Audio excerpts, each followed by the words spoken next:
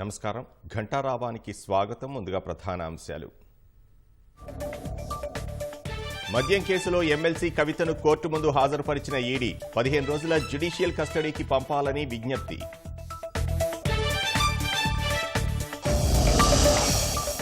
మరోసారి ED custody నుంచే మంత్రులకు కేజ్రీవాల్ ఆదేశాలు. ఉచిత ఔషధాల కొరత రాకుండా చూసుకోవాలని ఉత్తర్వులు.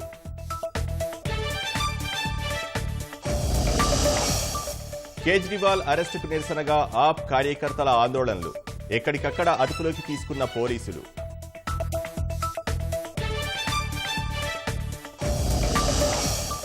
భూదందాలు చేసినట్లు వస్తున్న ఆరోపణలు నిరాధారమైనవి. ఇరికించేందుకే ప్రభుత్వం కుట్రలు చేస్తుందన్న ఎర్రబెల్లి దయాకర్ రావు.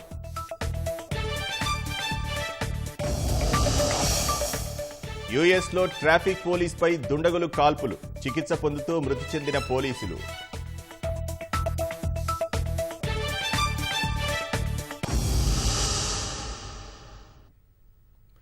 ఢిల్లీ మద్యం కేసులో భారాస ఎమ్మెల్సీ కవిత ఈడీ కస్టడీ ముగియడంతో ఆమెను న్యాయస్థానం ముందు హాజరుపరిచారు. ఈ నెల 15 సాయంత్రం కవితను అదుపులోకి తీసుకున్న ఈడీ అధికారులు 16న రౌస్ ఎవెన్యూ ప్రత్యేక కోర్టులో హాజరుపరచగా న్యాయస్థానం తొలుత 7 రోజులు, తర్వాత 3 రోజులు కస్టడీకి అనుమతించింది.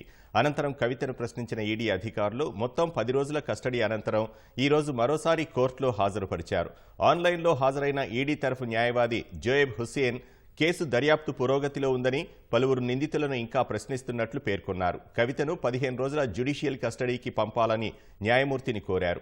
అటు కవిత తరఫున న్యాయవాది సైతం ఆన్లైన్లో హాజరై బెయిల్ పిటిషన్ దాఖలు చేసినట్లు కోర్టు దృష్టికి తీసుకొచ్చారు. పీఎంఎల్ఏ సెక్షన్ 19/2 ప్రకారం నమోదు చేసిన స్టేట్మెంట్ని తమకు కూడా ఇవ్వాలని కోరారు. దానికోసం ఒక అప్లికేషన్ దాఖలు చేయాలని సిబిఐ ప్రత్యేక కోర్టు న్యాయమూర్తి సూచించారు.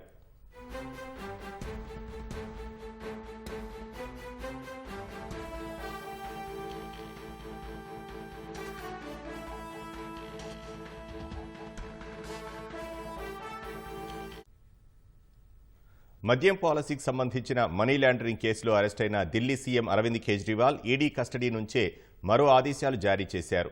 ఈ ఉదయం లాకప్ నుంచి కేజ్రీవాల్ రెండో ఆదేశాలు జారీ చేశారు. ఆప్ నేత, ఢిల్లీ ఆరోగ్య శాఖ మంత్రి ఆ విషయాన్ని వెల్లడించారు. మొహల్లా క్లినిక్ల్లో ఉచిత ఔషధాల కొరత ఉండకుండా చూసుకోవాలని సీఎం ఉత్తర్వుల్లో పేర్కొన్నట్లు తెలిపారు. కస్టడీలో ఉన్నప్పటికీ సీఎం ప్రజల ఆరోగ్యం గురించి ఆలోచిస్తున్నారని సౌరభ్ భరద్వాజ్ చెప్పారు. ఇటీవల ఢిల్లీలో నీటి సమస్య నివారణ కోసం మంత్రి అతిషీకి నోట్ ద్వారా కేజ్రీవాల్ ఉత్తర్వులు ఇచ్చారు.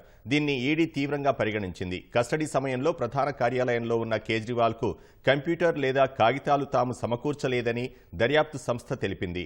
ఆదేశాలు బయటకు ఎలా వెళ్లాయో తెలుసుకునేందుకు చర్యలు చేపట్టింది. ఈ క్రమంలోనే మరోసారి కేజ్రీవాల్ ఆదేశాలు జారీ చేశారు.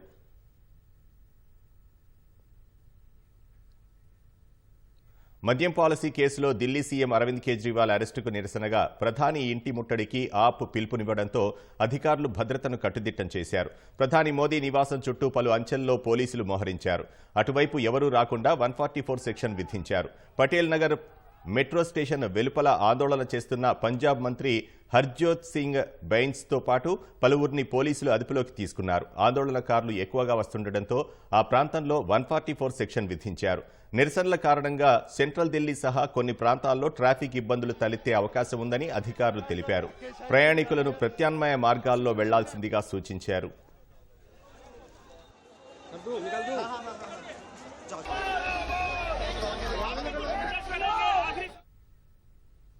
హైదరాబాద్లోని సైబరాబాద్ పరిధిలో బెల్ట్ షాపులపై ఎస్ఓటీ పోలీసులు దాడులు కొనసాగుతున్నాయి. నిన్న రాత్రి 23 పోలీస్ స్టేషన్ల పరిధిలోని 29 బెల్ట్ షాపులలో పోలీసులు దాడులు నిర్వహించారు. ఈ దాడుల్లో భాగంగా 9,43,000 విలువ చేసే 859 లీటర్ల మద్యాన్ని స్వాధీనం చేసుకున్నట్లుగా పోలీసులు వెల్లడించారు. కాగా 3 రోజుల నుంచి రోజు లక్షలు విలువ చేసే మద్యాన్ని పోలీసులు దాడులు చేసి పట్టుకుంటున్నారు.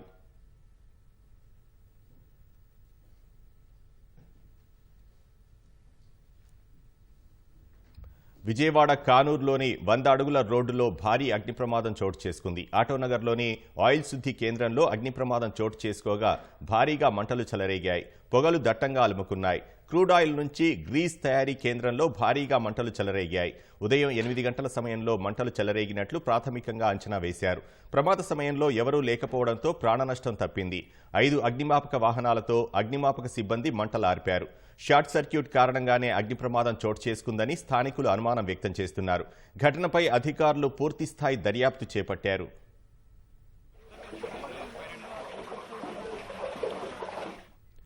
అగ్ని ప్రమాదానికి సంబంధించి ఉదయం 8 గంటల సమయంలో సమాచారం అందిందని అగ్నిమాపక శాఖ అధికారులు తెలిపారు. పెట్రో ఉత్పత్తులకు సంబంధించిన పరిశ్రమ కాబట్టి మంటలు వేగంగా వ్యాపించాయని చెప్పారు. పరిశ్రమకు అగ్నిమాపక శాఖ నుంచి ఎన్ఓసీ లేదని వెల్లడించారు.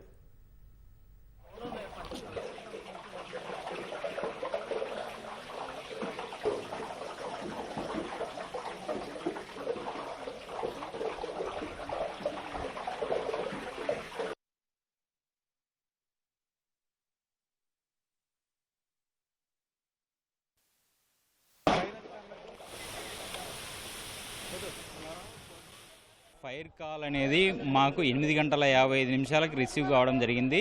వెంటనే ఫైర్ కాల్ రిసీవ్ చేసుకున్నామంటే మేము 5 వెహికల్స్ని ఆటోనగర్ వెహికల్ ఫస్ట్ రీచ్ కావడం, తర్వాత ఒక 5 వెహికల్స్ని వెంటనే మనకి ఇక్కడ పంపించడం జరిగింది. ఇది మడ్ ఆయిల్ నుంచి గ్రీజ్ తయారు చేసేటువంటి ఇండస్ట్రీ. ఇది జనరల్గా పెట్రోకెమికల్ ప్రోడక్ట్ కాబట్టి సో ఈ ఫైర్ స్మాల్ స్పార్క్ వచ్చినా కానీ ఇదంతా మొత్తం స్ప్రెడ్ కావడానికి, అంటే ఇక్కడ ఉండే హౌస్ కీపింగ్ కూడా అంత సరిగా లేదు కాబట్టి దానివల్ల మొత్తం అంతటికీ ఒకేసారి స్ప్రెడ్ కావడం జరిగింది.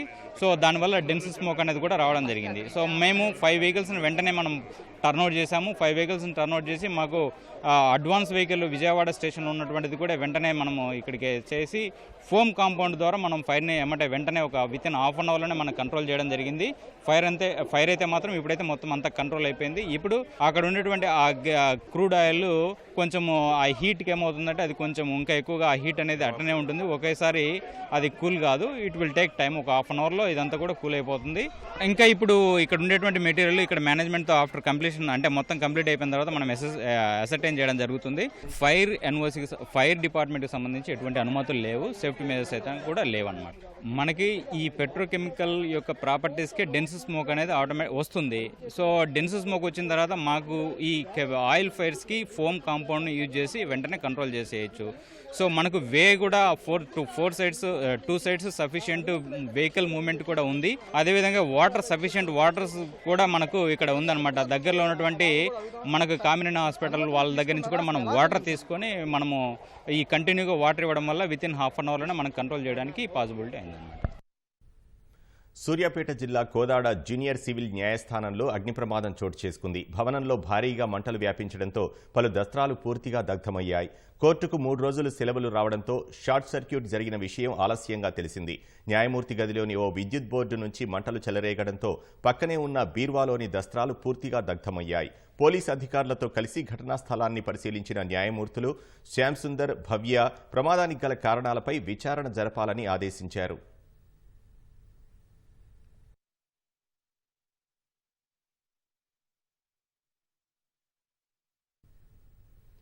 హోలీ సంబరాల్లో సంగారెడ్డి జిల్లా పటాన్చెరు నియోజకవర్గంలో 2 చోట్ల అపశృతి చోటు చేసుకుంది. హోలీ ఆడిన అనంతరం చెరువులో స్నానానికి వెళ్లి 3 యువకులు గల్లంతయ్యారు. పటాన్చెరు మండలం ఇంద్రేశంకి చెందిన 10 మంది యువకులు నిన్న హోలీ సంబరాలు జరుపుకున్న తర్వాత గ్రామ శివార్లోని చెరువులోకి స్నానానికి వెళ్లారు. చెరువులోని పుట్టిని ఎక్కిన శివ అనే యువకుడు అది గాలివాలుకు నీటిలో మునగడంతో ఈత రాదంటూ స్నేహితులకు వినిపించేలా అరిచాడు. అరుపులు గమనించిన రాజేష్ శివను రక్షించే క్రమంలో ప్రమాదవశాత్తు చెరువులో గల్లంతయ్యాడు. పుట్టెను ఒడ్డుకు చేర్చి శివను కాపాడిన ఇతర స్నేహితులు రాజేష్ను రక్షించలేకపోయారు. మరోవైపు గుమ్మడిదల మండలం వీరన్నగూడెం చెరువులో కూడా 2 యువకులు హోలీ సంబరాల అనంతరం స్నానానికి వెళ్లి గల్లంతయ్యారు. ఘటనలపై కేసు నమోదు చేసుకున్న పోలీసులు 3 యువకులు ఆచూకీ కోసం గాలింపు చర్యలు చేపట్టారు.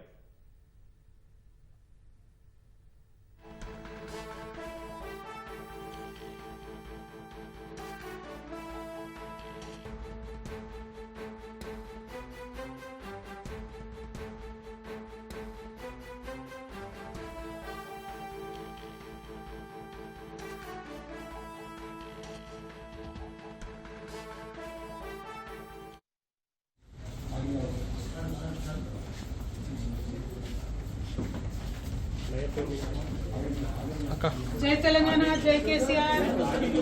అడిగిన ముత్యంలో బయటకు వస్తాను. నేను టెంపరీగా జైల్లో పెట్టచ్చు, కానీ దెబ్బతీయలేరు. This is not a money laundering case, it is a political laundering case. One accused has already joined BJP. Second accused is getting a BJP ticket. And third accused has given 50 crores in electoral bonds. This is not a money laundering case, it is a political laundering case. It is a fabricated and false case. We will come out very clean. Jai Telangana.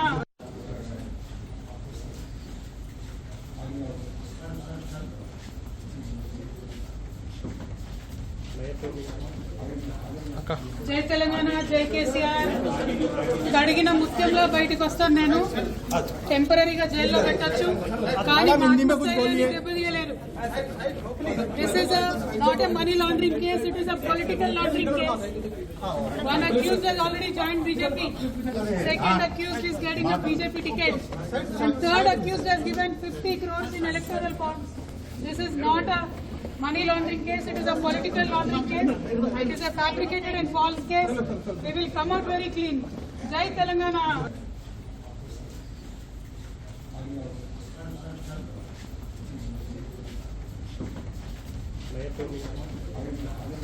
జై తెలంగాణ, జై కేసీఆర్.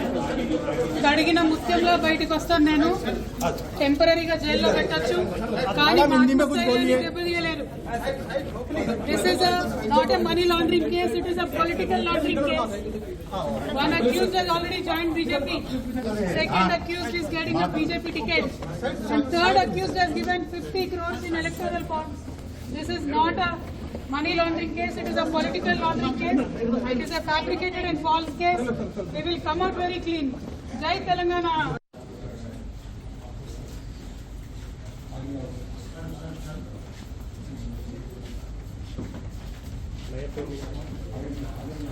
జై తెలంగాణ, జై కేసీఆర్. అడిగిన ముత్యంలో బయటకు వస్తాను. నేను టెంపరీగా జైల్లో పెట్టచ్చు, కానీ దెబ్బతీయలేరు.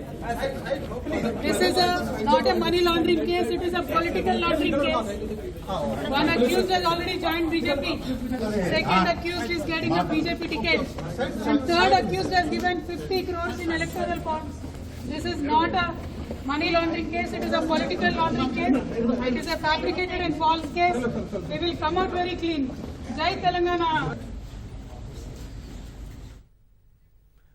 ఢిల్లీ మద్యం కేసులో వాదనలు ముగిశాయి. పూర్తి వివరాలు మా ప్రతినిధి అరుణ్ అడిగి తెలుసుకుందాం. అరుణ్, ఢిల్లీ మద్యం కేసులో వాదనలకు సంబంధించి వివరాలేంటి? ఢిల్లీ మద్యం కుంభకోణానికి సంబంధించిన కేసులో ఎమ్మెల్సీ కవిత 10 రోజుల కస్టడీ ముగియడంతో ఎన్ఫోర్స్మెంట్ డైరెక్టరేట్ అధికారులు ఈ రోజు కోర్టు ముందు హాజరుపరిచారు. కోర్టులో కొద్దిసేపటి క్రితం వాదనలు జరిగాయి. కస్టడీ ముగిసిందని, అయితే కేసు దర్యాప్తు పురోగతిలో ఉన్నందున కవితను 15 రోజులు జ్యుడిషియల్ కస్టడీకి పంపించాలి అని చెప్పి ఈడీ న్యాయవాదులు సిబిఐ ప్రత్యేక కోర్టు న్యాయమూర్తి కావేరి బవేజా ముందు వాదనలు వినిపించారు. అదే సందర్భంలో ఇంకా కేసు దర్యాప్తు కొనసాగుతుంది కాబట్టి ఇప్పట్లో బెయిల్ కూడా ఇవ్వద్దు అని చెప్పి కోరారు. అయితే తాము ఇప్పటికే బెయిల్ మంజూరు చేశామని, అదే సందర్భంలో కవితకు 16 ఏళ్ల మైనర్ కొడుకు ఉన్నాడని, తనకి ఇప్పటికే ఎగ్జామ్స్ కి సంబంధించినటువంటి షెడ్యూల్ విడుదలైంది. ఆ షెడ్యూల్ కూడా ఇప్పటికే మేము తాము దాఖలు చేసినటువంటి బెయిల్ అప్లికేషన్ లో పొందుపరిచామని, కాబట్టి మధ్యంతర బెయిల్ మంజూరు చేయాలి అని చెప్పి కవిత తరఫు న్యాయవాదులు విజ్ఞప్తి చేశారు. అదే సందర్భంలో section 19 PMLA prevention of money laundering act లో పేర్కొన్నటువంటి సెక్షన్ 19 సబ్సెక్షన్ 2 ప్రకారం నమోదు చేసినటువంటి అన్ని స్టేట్మెంట్లను ప్రిజర్వ్ చేసి ఉంచాలని, దాంతో పాటు తమకు కాపీ ఇవ్వాలని చెప్పి కవిత తరపు న్యాయవాదులు విజ్ఞప్తి చేయగా దానికి సంబంధించినటువంటి అప్లికేషన్ దాఖలు చేయాలని, అప్లికేషన్ దాఖలు చేస్తే దానిపైన నిర్ణయం తీసుకుంటామని చెప్పి న్యాయమూర్తి పేర్కొనడం జరిగింది. ఇరువురి వాదనలు ముగిసిన తర్వాత తీర్పును అంటే ఆర్డర్ను తుది ఉత్తర్వులు ఇచ్చేందుకు కొంత సమయం పడుతుంది, వేచి చూడాలి అని చెప్పి న్యాయమూర్తి చెప్పడంతో కుటుంబ సభ్యులను కలిసేందుకు, కుటుంబ సభ్యులు అంటే భర్త సోదరిమణులు ఇప్పుడు ప్రస్తుతం కోర్టుకు వచ్చారు, వారిని కలిసేందుకు అవకాశం కల్పించాలి అని చెప్పి కోరితే దానికి కూడా అనుమతి కోరుతూ ఒక అప్లికేషన్ ని పెట్టుకోవాలని, దాన్ని పరిశీలిస్తాను అని చెప్పి న్యాయమూర్తి చెప్తూ తీర్పును తుది ఉత్తర్వులను ఈ కేసుకు సంబంధించి ఈ రోజు వాదనల అనంతరం తుది ఉత్తర్వులను రిజర్వ్ చేయడం జరిగింది. మరి కాసేపట్లో ఉత్తర్వులు ఇవ్వడానికి అవకాశం. ధన్యవాదాలు అరుణ్.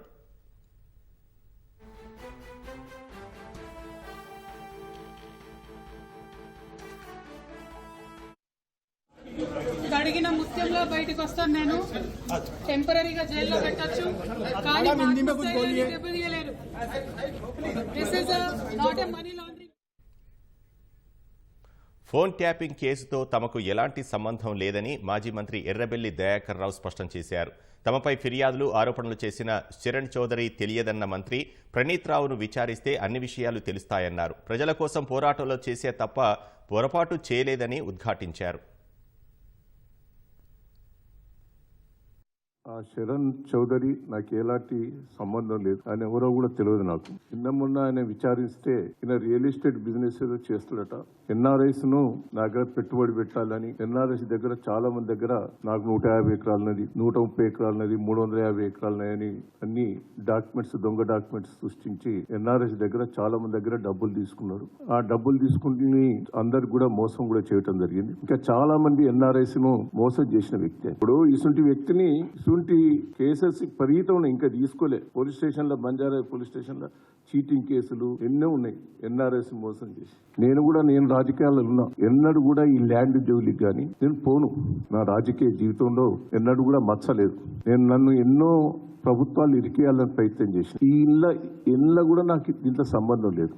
ఆ విజయ్ నాకు బంధువు అని చెప్తాను. మరి అసలు కూడా బంధువు అని నా తప్పుడు ఆరోపణలు చేసి ఇవన్నీ కూడా పొలిటికల్ గా ఎవరు లబ్ధి పొందాలనేది, నన్ను ఇబ్బంది పెట్టాలనే ప్రయత్నం చేస్తున్నారు. దాంట్లో అయితే నాకు ఎన్నో సంబంధం లేదు. ఆ ప్రణీత్ రావు ఎవరో కూడా తెలియదు. ఎంక్వైరీ చేయమంటున్నాం కదా. ఇప్పుడు మనం ఒక్క నిమిషం మీరు ఏనండి. ప్రణీత్ రావు మా ఊళ్ళో బంధువు. వాళ్ళ నాయనమ్మో, అమ్మమ్మో, వాళ్ళ అమ్మమ్మ ఊరటది. ఆయన ఊరు వేరు. ఆయన మాకు తెలియదు కూడా తెలియదు. వాస్తవంగా నాకు పరిచయం కూడా లేదు. ఆయన ఏం చేసిండు అనేది వాళ్ళ ఎంక్వైరీలో తెలుస్తుంది. ఇప్పుడు మాకైతే అందులో ఏ పొజిషన్లో ఎన్నో సంబంధం కూడా లేదు. ఆయన క్యాస్ట్ నాకు బంధువు కూడా కాదు. వాళ్ళు క్యాస్ట్ ఎంక్వైరీలో తెలుస్తుంది కదా. ఇప్పుడు రామారావు వీళ్ళ కుటుంబం కూడా ఏ పార్టీ అనేది కూడా ఎంక్వైరీ చేయండి. నేను 30 ఏళ్ళ నుంచి వర్ధనపేట ఎమ్మెల్యేగా ఉన్నా. వాళ్ళ ఫ్యామిలీ ఏ పార్టీ, వాళ్ళ కుటుంబం ఏ పార్టీ, నాకెట్టా దగ్గర, అవన్నీ కూడా ఎంక్వైరీలో తెలుస్తాయి కదా. నేను ఏ పార్టీ ఒత్తిడి చేసినా నేను ఏ పార్టీలో మారేది లేదు. హైకమాండ్ నుంచి వస్తానే, నాకు కాదు, నాకు డైరెక్ట్ ఎవరు చేస్తలేదు. ఆ ఫ్రెండ్స్ వాళ్ళతో వీళ్ళతో మాట్లాడుతున్నారు. ఇక ఎన్ని డీటెయిల్స్ వద్దు. నేను ఏ పార్టీ మారేది లేదు. రాజశేఖర రెడ్డి పీరియడ్ లో నాకు ఎంత ఒత్తిడి వచ్చింది మీకు తెలుసు చాలా మంది. నేను ఎంపీ గెలిచినప్పుడు నాకు క్రాస్ ఓటింగ్ కాడ మీరందరూ ఢిల్లీలో కూడా నాకు ఎంత ఒత్తిడి వచ్చింది. ఏమి ఇస్తావు, మంత్రి ఇస్తా, ఇంకిది ఇస్తా, మారలేదు. నేను మారినందుకు నాకేం చేసిండ్రు, కేసులు పెట్టించారు. నా వర్ధనపేట ఎస్సీ రిజర్వేషన్ చేసిండ్రు. నేను ఎంపీగా నిలబడకుండా కూడా అది కూడా కొద్దిగా రిజర్వేషన్ చేసిండ్రు. ఎక్కడ నిలబడరు. మళ్ళీ పాలకుర్తికి పోయి 3 సార్లు గెలిచి ప్రతిపక్షంగా నేను ఎదుర్కొన్నాన్ని, పోరాటాలు చేసిన, జైలుకు పోయినా. తెలంగాణ మూవ్మెంట్ లో కూడా నేను టీడీపీలో ఉండి కూడా తెలంగాణ కోసం పోరాటం చేసింది. మీరంతా కూడా ప్రెస్ మీడియా వల్లే సాక్షి. నా మీద ఇంతవరకు అయితే ఏం కాలే కదా, ఆరోపణలు చేశారు. నేను ఈ వివరణ ఇచ్చిన విజయ్ కూడా ఆయన పోలీస్ స్టేషన్ లో పిటిషన్ పెడతాడు గవర్నమెంట్ కు. దాని మీద యాక్షన్ తీసుకోకపోతే కోర్టుకు పోతాను. వాళ్ళు కాదు, ప్రణీత్ రావుని ఎంక్వైరీ చేసిండ్రు. ప్రణీత్ రావు నాకు పరిచయం లేదని ఆయన స్టేట్మెంట్ ఇచ్చిండు. ఆయన నాకు తెలియదు కూడా తెలియదని ఇచ్చిండు. నేను ఆయనతో మాట్లాడలేదని కూడా ఇచ్చిండు. దేనికైనా నేను సిద్ధంగా ఉన్నా, ఎదుర్కొన్నాను. రాష్ట్రంలో భారాస కాంగ్రెస్ పాలనకు తేడా గమనించాలని పెద్దపల్లి భారాస ఎంపీ అభ్యర్థి కొప్పుల ఈశ్వర్ అన్నారు. మేడిగడ్డ ప్రాజెక్టులో ఒక పిల్లర్ కుంగిందన్న నెపంతో కాంగ్రెస్ ప్రభుత్వం రైతులకు సాగునీరు అందించక అరగోస పెడుతోందని వ్యాఖ్యానించారు. ఎన్నికల్లో కారు గుర్తుకు ఓటు వేసి గెలిపించాలంటూ జిల్లా కేంద్రంలో ఎన్నికల ప్రచారం నిర్వహించిన కొప్పుల పార్టీ శ్రేణులతో కలిసి గర్మిళ్ల హనుమాన్ మందిరంలో ప్రత్యేక పూజలు నిర్వహించారు. అనంతరం మైదానాల్లో వాకర్స్ అసోసియేషన్ సభ్యులను కలిసి భారాస అభివృద్ధి పథకాలను వివరించారు. ఉన్నటువంటి పరిస్థితులు చూసినట్టయితే చాలా ఇబ్బందిని ఎదుర్కొంటున్నాం. కొద్ది సమయంలోనే గత 10 సంవత్సరాల కాలంలో రైతులకు కావచ్చు, ఇతర వర్గాలకు కావచ్చు, ఏదేమైనా ఎవరికి ఇబ్బంది లేకుండా ప్రభుత్వ నిర్వహణ జరిగింది. మరి వీటన్నిటికి కూడా ఒక మంచి పరిష్కారం చూపించాలంటే, రేపు ప్రభుత్వానికి కూడా ఒక చెక్ ఉండాలంటే కూడా ఈ ఎన్నికల్లో ఒక మార్పు చూపించేటువంటి అవసరం అయితే ఉందని ఈ సందర్భంగా నేను భావిస్తున్నాను. రాష్ట్రంలోని జలాశయాల్లో నీటి మట్టాలు అడుగంటుతున్నాయి. ఎండల తీవ్రత పెరగడం సహా ఎగువ నుంచి సన్నని ధార కూడా రావడం లేదు. కర్ణాటకలో కృష్ణానదీ తీరంలో యాసంగి పంటలకు విరామం ప్రకటించారు. గోదావరి పరివాహకంలో ఈసారి వర్షాలు బాగానే కురిసిన డ్యాంలు, చెరువుల్లో నీటి మట్టం తగ్గిపోయింది. రైతులు బోర్ల ద్వారా పెద్ద ఎత్తున నీటి తోడుతుండటంతో జలవనరులు ఇంకిపోతున్నాయి. రాష్ట్రంలో నీటి వినియోగం 50 రోజులుగా భారీగా పెరిగింది. సాగు చేసిన పంటల్ని కాపాడుకునేందుకు రైతులు బోర్ల ద్వారా నీటిని తోడుతున్నారు. పశుగ్రాసానికి, తాగునీటికి, కోళ్ల ఫారాల్లోనూ నీటి వినియోగం పెరిగింది. కృష్ణా పరివాహకంలో ఈ ఏడాది ఆశించిన స్థాయిలో వర్షాలు కురవలేదు. ప్రస్తుత నీటి సంవత్సరంలో ఎగువ నుంచి జూరాలకు 154 టీఎంసీల ప్రవాహం వచ్చింది. శ్రీశైలానికి 115 టీఎంసీలు మాత్రమే వచ్చాయి. ఈ ఏడాది నీటి ఎద్దడిని దృష్టిలో పెట్టుకుని నారాయణపూర్ నుంచి కనీసం 5 టీఎంసీలు దిగువకు విడుదల చేయాలని కర్ణాటకను కోరాలని రాష్ట్ర ప్రభుత్వం నిర్ణయించింది. నారాయణపూర్లో 20 టీఎంసీలు నిల్వ ఉన్నాయి. జూరాల కింద తాగునీటి అవసరాలకు ముందుగా నీటిని కోరే అవకాశాలు ఉన్నట్లు నీటిపారుదల వర్గాలు చెబుతున్నాయి. జూరాల జలాశయంలో 50 రోజుల వ్యవధిలో 1.85 టీఎంసీల వినియోగం నమోదైంది. ఈ జలాశయం వేగంగా అడుగంటుతోంది. జూరాల కింద పంటలు సాగు చేసిన రైతులు నీటికి ఇబ్బందులు పడుతున్నారు. వానాకాలం అనంతరం జూరాలకు ఏటా కనీసం 2.5 టీఎంసీలు ఎగువనున్న కర్ణాటక నుంచి వచ్చేవి. ఈ ఏడాది చుక్క నీరు కూడా రాలేదని రైతులు చెబుతున్నారు. భీమా నది కూడా ఎండిపోయింది.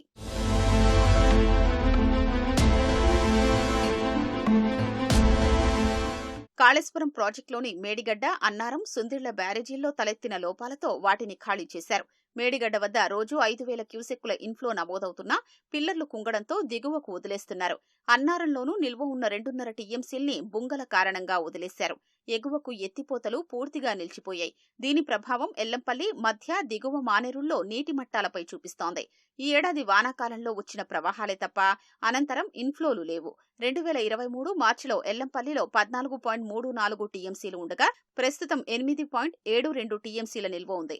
మధ్య మానేరులో 20.26 టీఎంసీల నుంచి 9.43 టీఎంసీలకు, దిగువ మానేరులో 12.19 టీఎంసీల నుంచి 5.20 టీఎంసీలకు నిల్వలు పడిపోయాయి. గడిచిన 50 రోజుల్లో ఈ జలాశయాల కింద సాగు, తాగునీటి అవసరాలకు పెద్ద ఎత్తున నీటి వినియోగం నమోదైంది. శ్రీరామసాగర్ కింద 31.22 టీఎంసీలు, మధ్య మానేరు కింద 6.5 టీఎంసీలు, దిగువ మానేరు కింద 10.72 టీఎంసీలు వినియోగించారు. కడెం ప్రాజెక్టు గేట్ల సమస్యలతో నీటి నిల్వ లేకుండా పోయింది.